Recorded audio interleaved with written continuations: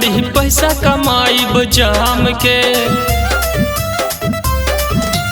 अब ही कलकत्ता से छौड़ी पैसा कमाई बजाम के।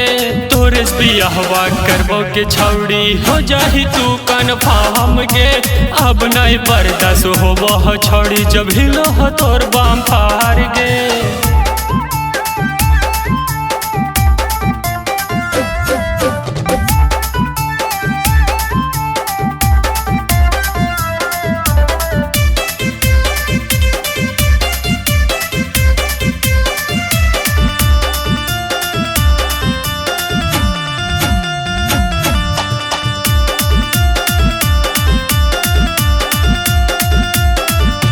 सालों साल कलियो सबार अब ना हो तो सबार गे।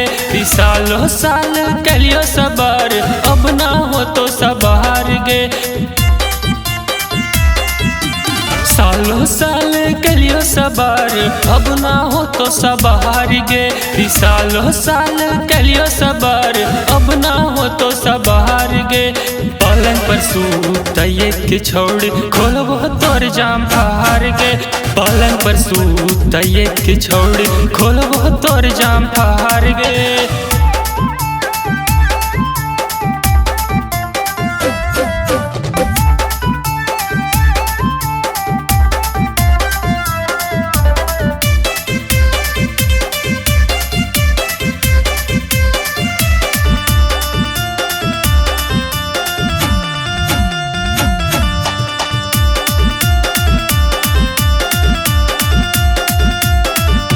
केरल से अलियो कमा के गे छौड़ी सदिया करबो कन्फर्म गे।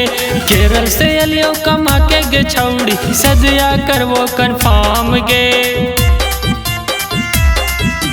भरल जवनिया में काहे गे छौड़ी करा ही इतना घमंड गे।